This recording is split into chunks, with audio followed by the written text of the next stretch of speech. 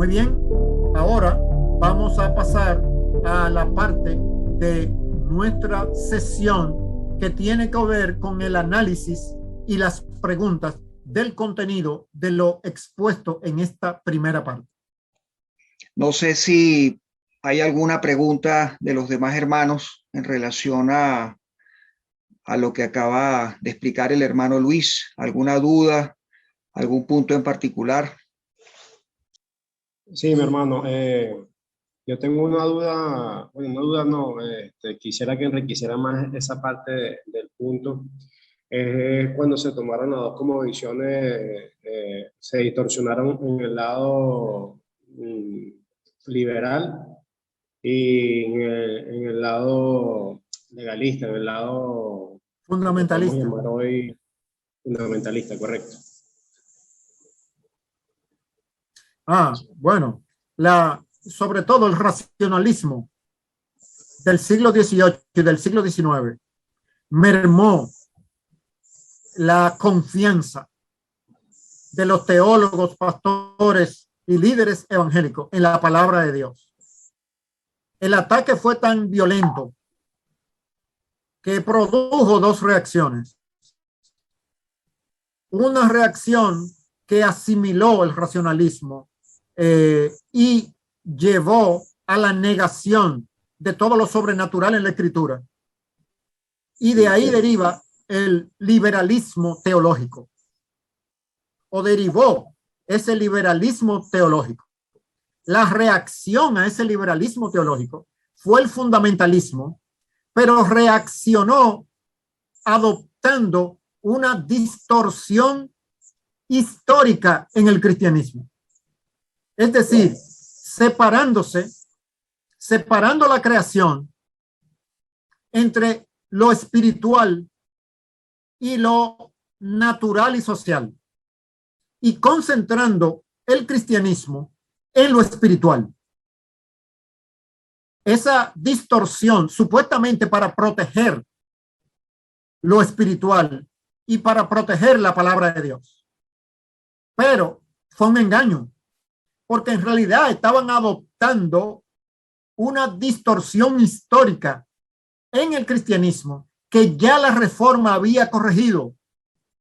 Entonces, en vez de volver a la estructura de la Reforma y defender la fe con la estructura de la Reforma protestante, diseñan una protección a la fe con las características de la iglesia medieval. Y por lo tanto cayeron en la trampa del dualismo los fundamentalistas.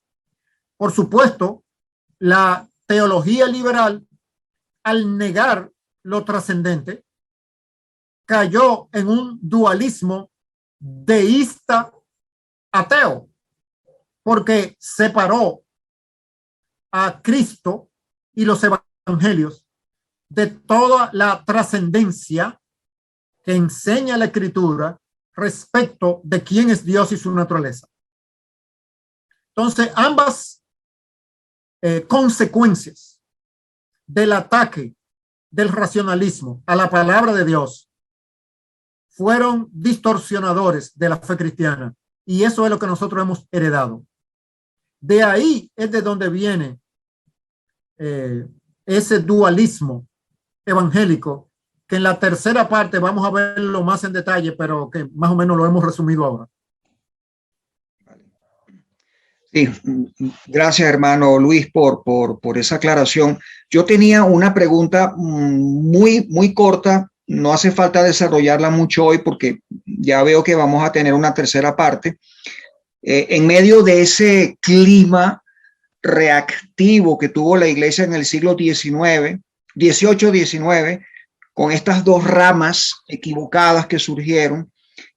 Usted mencionó ahorita a Abraham Kuyper, o sea, quiere decir que en medio de ese tiempo, Abraham Kuyper fue como una pequeña isla de reforma, ¿no? Que volvió a surgir en Holanda, ¿cierto? Eso es lo que usted acaba de explicar.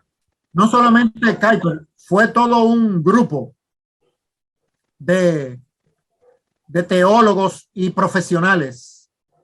Bueno, al punto de que Kuyper fue el fundador de la Universidad Libre de Ámsterdam. Toda una pléyade de profesionales que se dedicaron a procurar un estudio de los temas universitarios científicos desde una visión de un campo unificado del conocimiento con una perspectiva, cosmovisión bíblica. Entonces, entre los, vamos a decir, asociados de Kuyper, está un psicólogo muy famoso, Doyerwit, que tiene una propuesta respecto de los diferentes niveles de estudio de la realidad aplicables al área de la educación y también el concepto de los diferentes esferas autónomas e entrelazadas de la creación, las esferas y todo ese principio de la soberanía de las esferas que Kuyper y Doyerwit desarrollaron. Vollenhoven fue un conjunto de los cuales posiblemente Kuyper es el más destacado, pero no fue el único. Fue un movimiento. Vamos a pasar a las preguntas para irlas respondiendo.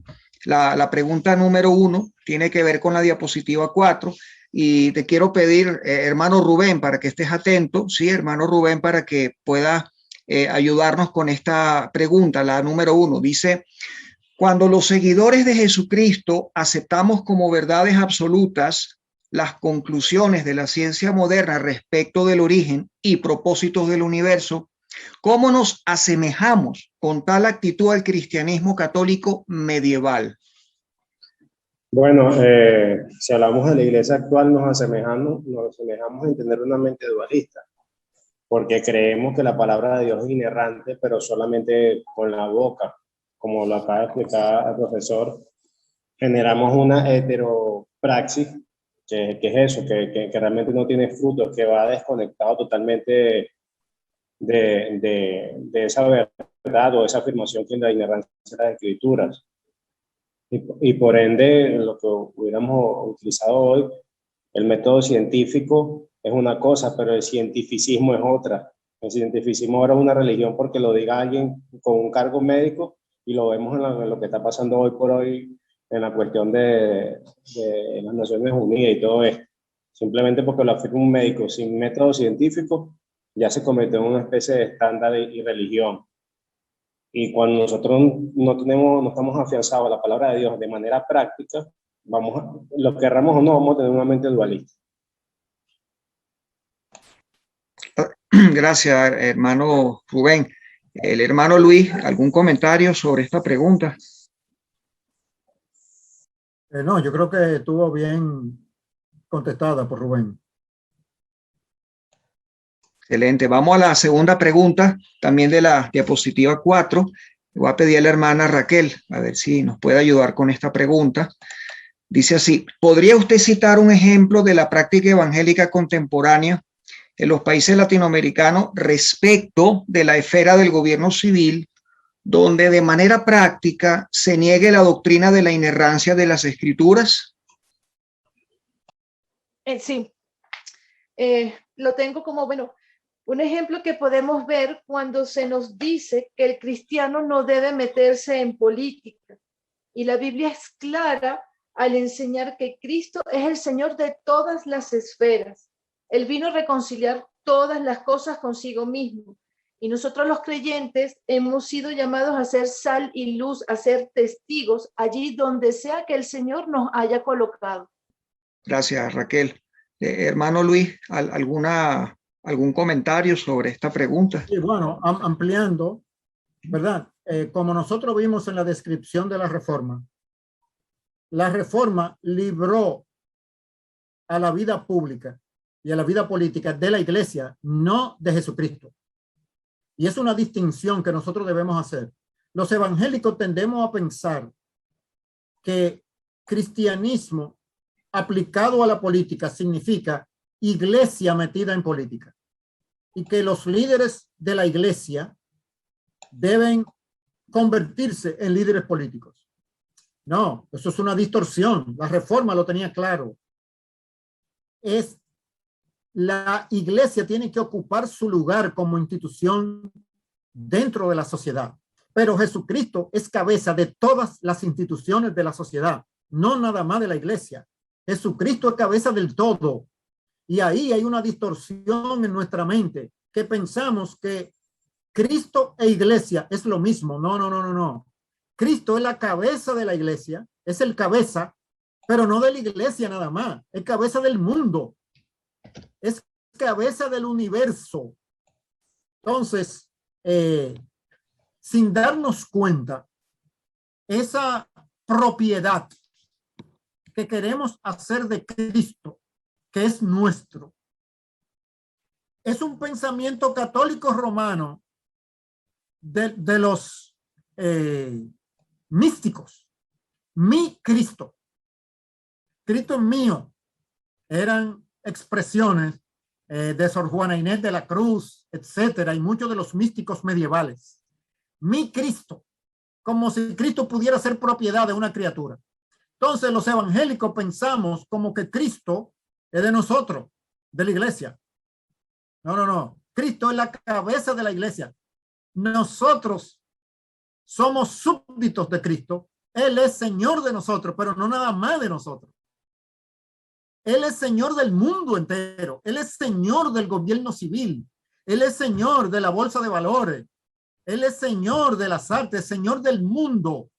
Por eso ahí es donde está el problema evangélico, que a la larga se convierte en una formulación idolátrica sin nosotros darnos cuenta.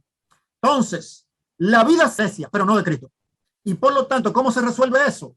Con creyentes, discípulos de Cristo, que actúan en esas vocaciones según los dones que Dios le ha dado y fuera del alcance autoritativo de la institución eclesial.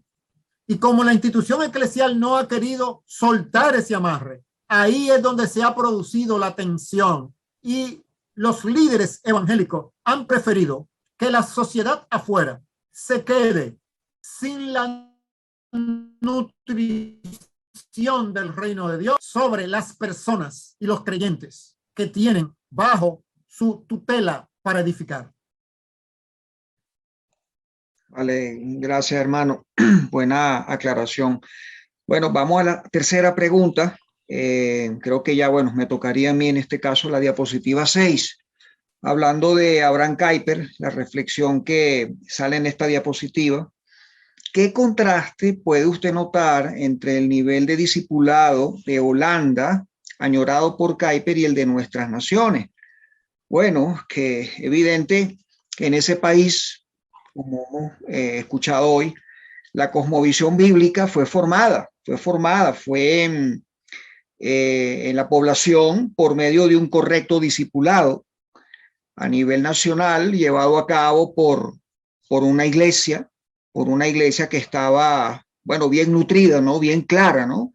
Jesucristo como Rey y Señor de la nación, de todas las cosas. Un concepto holístico, integrador, pues, de todo.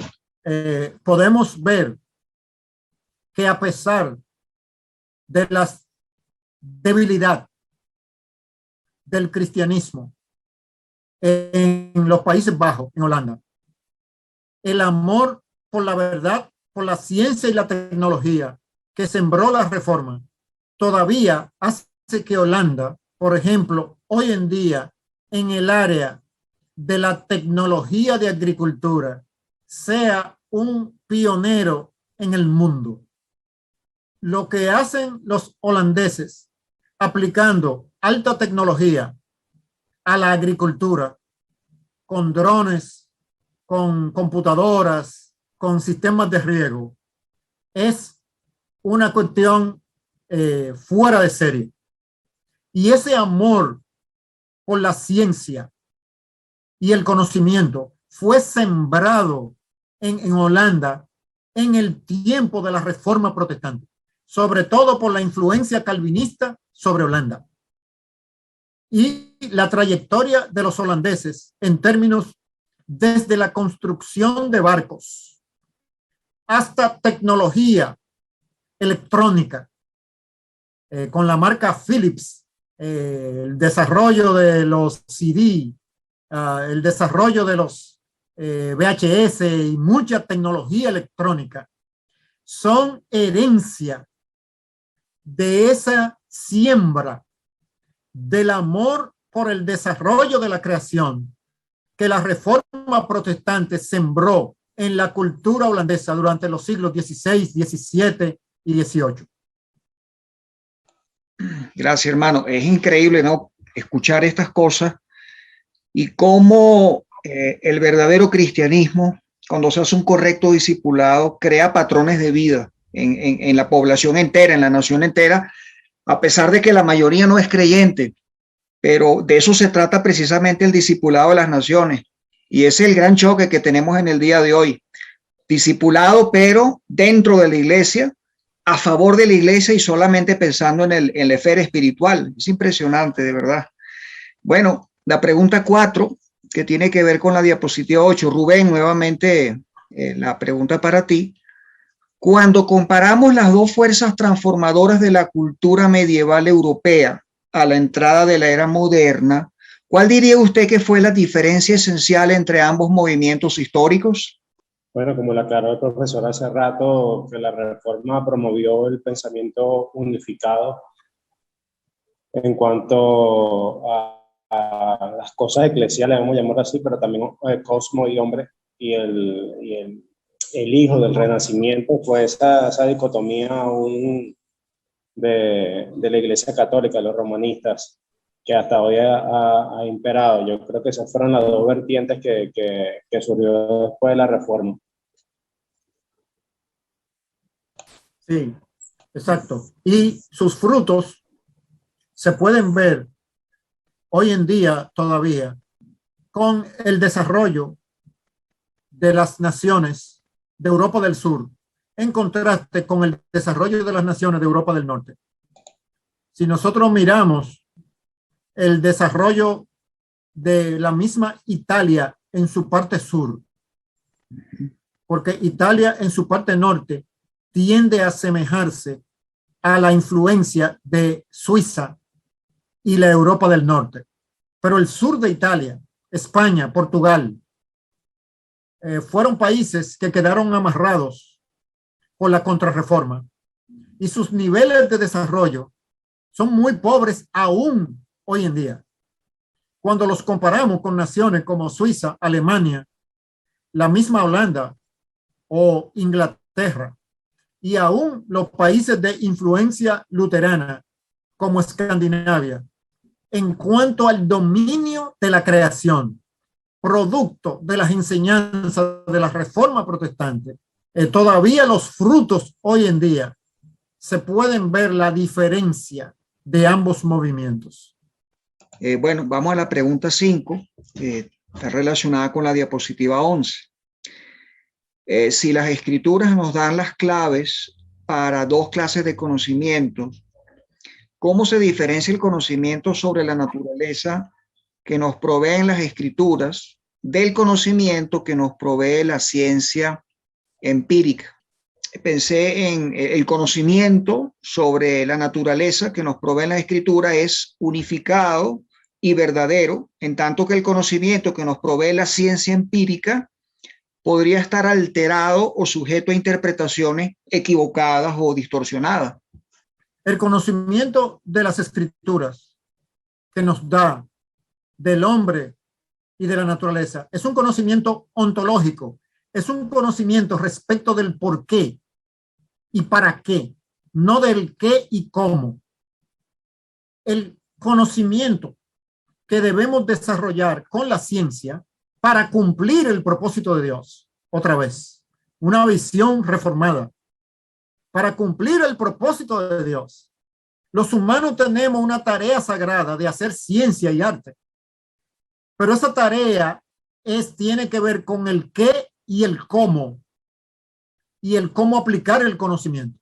Pero para que ese conocimiento tenga coherencia con la verdad y sea legítimo y sea justo y no se distorsione por la maldad y el pecado, necesita el anclaje con la revelación bíblica. Todo conocimiento desarraigado, conocimiento de la creación o de la sociedad, desconectado de las escrituras, se dispersa, cae en un vacío y es presa de ideas malsanas que lo redirigen en el camino de la desobediencia, en el camino del pecado, en el camino de la maldad. O sea que para que la ciencia, la tecnología, las artes puedan mantenerse en el camino de la obediencia, necesitan el anclaje de la escritura. Eso no quiere decir que necesariamente una clase técnica o un experimento técnico tiene que tener versículo bíblico en su formulación, pero tiene que partir de las estructuras conceptuales de la Biblia, porque eso es lo que le da territorio de veracidad y pies en la tierra. En otras palabras, el conocimiento del cielo nos permite estar bien afincados en la tierra. Sin ese conocimiento del cielo, estamos flotando entonces a la deriva de la inclinación idólatra del corazón humano, y por eso la ciencia y las tecnologías modernas se han transformado en instrumentos tan peligrosos en la generación en que estamos viviendo, porque fueron desconectadas de su raíz, de la verdad, de la justicia y de la obediencia a Dios. La pregunta número 6 ahora, diapositivas 12 y 13. Rubén, para ti la pregunta: ¿cómo fue que la Iglesia de la Reforma superó el dualismo del cristianismo medieval? Bueno, creo que el profesor dio un spoiler en la respuesta anterior. Realmente cuando lo superó fue teniendo unificada la mentalidad del cosmos hombre y la centralidad de las cosas celestiales. Entonces, este es el concepto, y de ahí puede partir, ¿no? También uniéndolo con la otra, que no va a ser específicamente cómo está compuesta una flor o la creación misma, pero si tiene el propósito en sí mismo. Dios nos dejó esa verdad, y al tener esa idea, bueno, aquí voy a spoilear a la siguiente. La única manera de poder sojuzgar la tierra correctamente y en cada esfera llevar de gloria al Señor, sabiendo esos pies en la tierra bien establecidos, que esto que se está haciendo es para la gloria del Señor. Lo mismo que también uniéndolo con la respuesta de por qué Holanda es tan productiva hoy por hoy, es ese mismo principio de transformar la materia, desmintiendo totalmente el maltusianismo, de que sí tenemos recursos limitados, pero están para ser desarrollados y multiplicados por nuestra capacidad de sojuzgarla y someterla, pero todo eso lo puede hacer a través de una mente unificada, un concepto unificado, como por eso que venció la reforma protestante. Exactamente.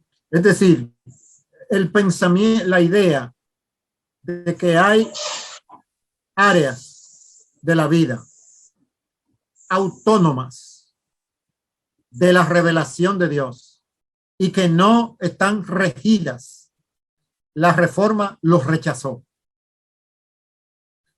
Por lo tanto, ese pensamiento evangélico contemporáneo de aceptar la autonomía racional de la ciencia y la tecnología moderna y las artes y las comunicaciones como independientes de los principios del reino de Dios revelado en las Escrituras, eso es una distorsión del pensamiento bíblico que recuperó la reforma protestante. porque es incoherente con la creación de Dios. Dios es el autor de todas las esferas de la vida. Por lo tanto, todas las esferas de la vida no son más que una expresión de su palabra creadora. Por lo tanto, su palabra revelada es la base para nosotros poder accesar la verdad en esa palabra encarnada en la creación. Porque estamos hablando de la palabra de Dios, que es lo que le da origen a todo lo creado. Para nosotros poder discernir esa palabra, es decir, esa sabiduría que le da origen a los diferentes elementos creados, necesitamos la pauta de la palabra de Dios revelada y en suma revelada en la persona de Cristo, para nosotros poder tener acceso al conocimiento verdadero de la sociedad y de la naturaleza. Si no, ese conocimiento no es verdadero.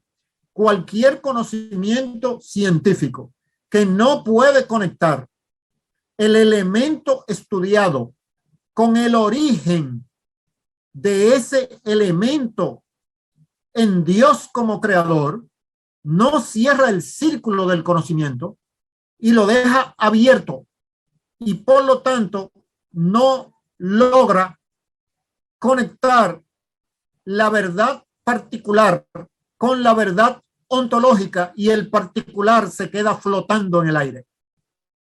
Lo que la Reforma pudo hacer es partir de la revelación de Dios para entonces penetrar los secretos de la creación y la sociedad. O sea que el objetivo era el dominio de la creación. No era aplicarle simplemente espiritualizar como en la Edad Media el conocimiento científico, sino hacerlo práctico. Pero para que el conocimiento científico sea práctico y sea humanizante y prevenga la distorsión de la injusticia, la corrupción y la opresión sobre los humanos, tiene que estar amarrado a las realidades reveladas en las Escrituras. Y eso es algo que la Iglesia evangélica y sobre todo el fundamentalismo, al separar los institutos bíblicos, formadores de los pastores, de las universidades que enseñaban ciencia, tecnología y artes, le hicieron un daño a la civilización occidental, dejando que el conocimiento funcionara como autónomo, y por lo tanto fue encarrilado por el príncipe de la potestad del aire para llevarlo a los niveles de rebeldía a Dios que hoy vemos que se está manifestando. Increíble, hermano. Wow, no lo había visto así. Pero ya aquí una pregunta corta. Entonces, en sí mismo, hermano, la reforma que nosotros tenemos que proponer en este momento realmente es contra el dualismo evangélico. Bueno, no es contra el dualismo evangélico, es recuperando la visión unificada de las Escrituras que la Reforma Protestante inició, pero no completó, porque la Reforma no fue perfecta y tuvo muchas áreas defectuosas. Una de ellas es que siguió habiendo en muchos aspectos una hegemonía eclesiástica y un dominio de los teólogos y los pastores por encima de las otras áreas de la vida. No en todos los países de la Reforma fue unificado o homogéneo el impacto. Además, la Reforma fue muy vulnerable al método escolástico de estructurar los sistemas teológicos y doctrinales con un excesivo racionalismo a expensas de la vida práctica y de la piedad personal. Es decir, la reforma no fue perfecta. La reforma del siglo XXI tiene que retomar donde la reforma del siglo XVI lo dejó, porque nosotros ahora tenemos 4 siglos de avance en la historia de la humanidad que Dios ha guiado providencialmente, que tenemos que actualizar con una cosmovisión bíblica. Nuestro referente más firme es la reforma, pero la reforma no fue tan clara en cuanto al concepto del reino de Dios como presencia de Cristo en el mundo a través del Espíritu Santo.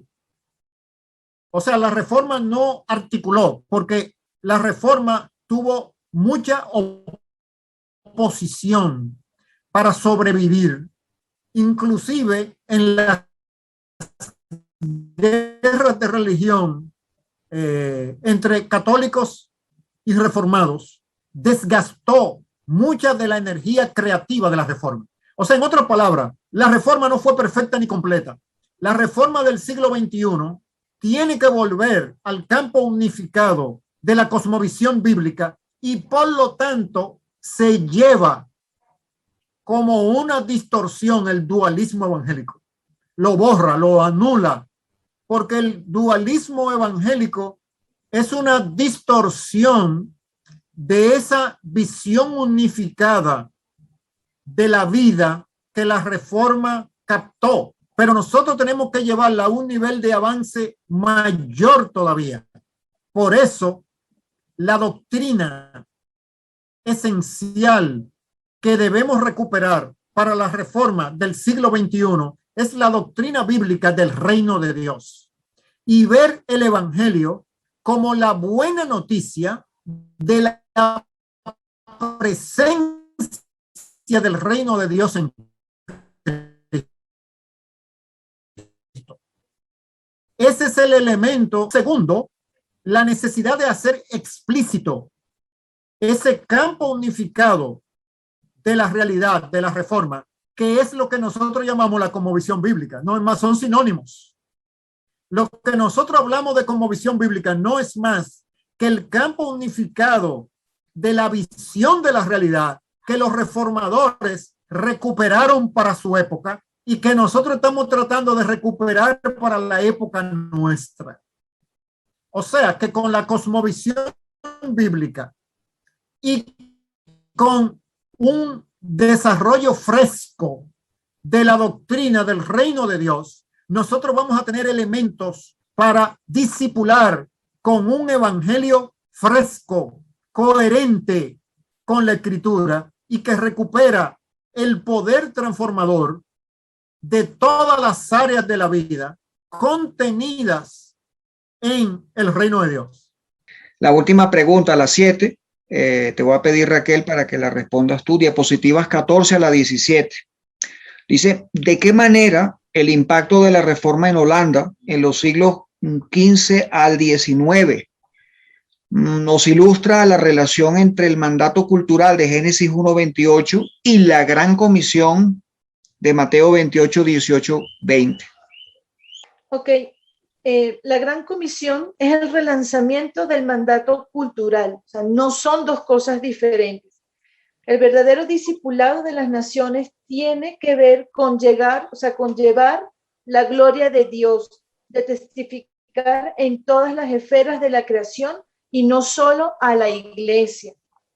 Y eso pues quedó demostrado con lo que hemos estado estudiando esta noche, que ha sido con el caso de Holanda.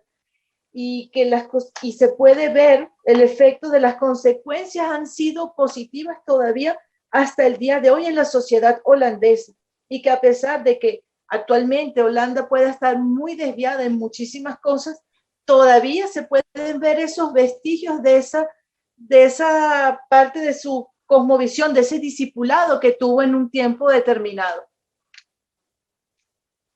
Exactamente.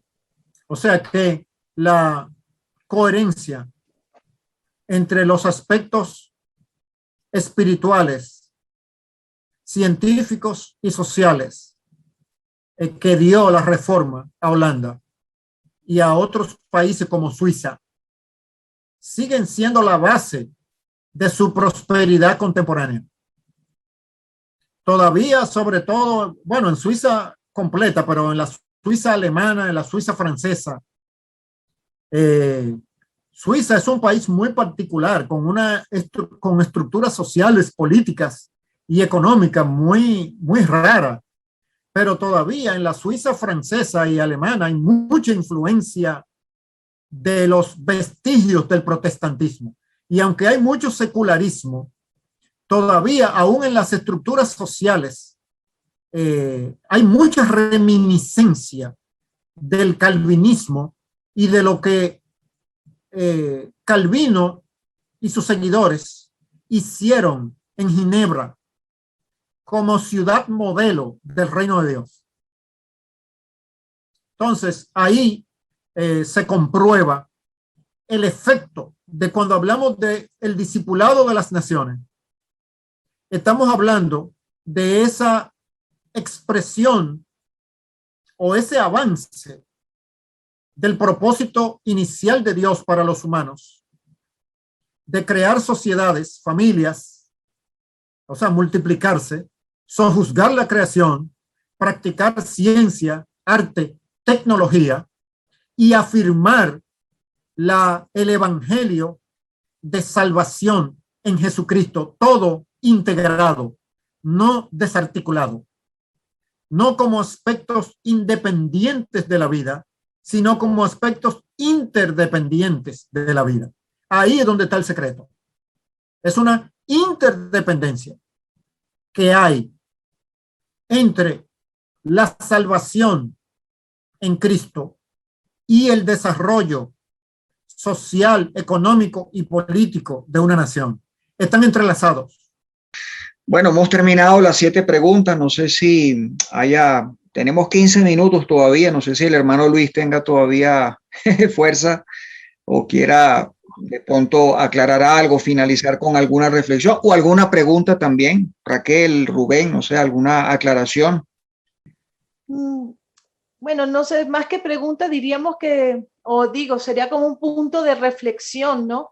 Y con lo que hemos escuchado, pues ya lo que venimos escuchando y sobre todo con la clase de hoy, definitivamente, o sea, cómo la iglesia pues perdió la perspectiva de las cosas, o sea, cómo se dejó, bueno, pues influenciar, o sea, cómo entró esa visión dualista y lo que podemos ver es el daño terrible que ha hecho, porque hablando ahora, como decía el hermano Luis, de los países, lo que es Suiza, lo que ha sido Holanda, los países nórdicos incluso, o sea, que uno puede ver que cómo a pesar, o sea, del tiempo en el que estamos, pero cómo todavía se mantienen.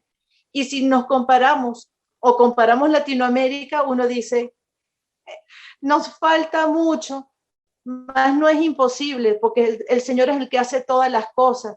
Y yo creo que esto nos invita a que podamos seguir avanzando, seguir profundizando y hacer un discipulado pues como tiene que ser. O sea, de verdad que, wow, esto es para pensar y en profundo.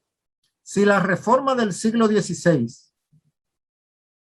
trajo, vamos a decirlo así, humanamente, la gloria y el desarrollo de esas naciones, ¿por qué no su decadencia en el siglo XXI esté abriendo oportunidades para que Latinoamérica, África y Asia florezcan? Si Europa y Norteamérica se olvidan de Dios, Dios se va a olvidar de ellos. Entonces, pero eso no quiere decir que el mundo entero se esté olvidando de Dios. Entonces, donde Dios sea recordado, Dios va a hacer florecer. Entonces, ¿por qué no estamos viviendo la transición histórica entre la decadencia de una civilización que se apartó de Dios y por lo tanto serruchó la rama del árbol donde estaba sentada y eso abra oportunidad para el cristianismo en nuestras regiones, para que nuestras naciones florezcan. Lo que nosotros tenemos que copiar y adaptar el modelo integral de la reforma para que ese cristianismo de los próximos años en nuestras naciones tenga la nutrición y la energía para producir ese florecimiento. O sea, el evangelio dualista no nos va a llevar a ese florecimiento. El evangelio integral nos va a llevar a ese florecimiento. Eso es lo que estamos persiguiendo. Porque ya probó que lleva al florecimiento. Porque los frutos todavía están ahí, no son antiguos. Están ahí. Entonces, la misma semilla que produjo esos frutos, sembrada en nuestros terrenos, producirá frutos equivalentes. Gracias, hermano, por esa aclaración. Bueno, hermano, yo creo que podemos cerrar aquí la sesión de hoy. Sí. Agotamos el contenido y ya continuaremos porque lo que nos queda, ya qué pasó en la postreforma. Hemos hablado bastante de eso. Sí. Hasta nuestro tiempo, pero el punto que hemos visto es que el dualismo evangélico no es una innovación de nuestra época, fue una enfermedad que resurgió porque se debilitaron los anticuerpos que lo mantenían a raya. Sí. Que la reforma generó esos anticuerpos y prácticamente erradicó en algunas partes del mundo esa enfermedad, pero volvió a crecer en la medida que esos anticuerpos se debilitaron debido al abandono de la confianza y la aplicación de la palabra de Dios por parte de los creyentes, como miedo al ataque de la alta crítica alemana sobre todo, pero en general la alta crítica, que fue un ataque al cristianismo desde dentro del cristianismo. El conocimiento de la cosmovisión bíblica, de ese campo unificado que la reforma planteó, no es sencillo, necesita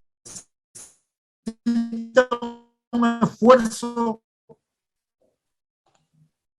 diligente, no como un campo unificado entre la práctica de fe y la práctica cultural y social del creyente. Todavía los reciben con una cosmovisión dualista. O sea, reciben el conocimiento de la cosmovisión bíblica en un envase dualista. Y tenemos que corregir eso, que no puede ser recibida el contenido de la cosmovisión bíblica en un envase en odres dualistas. El vino del reino de Dios no puede ser contenido en odres dualistas.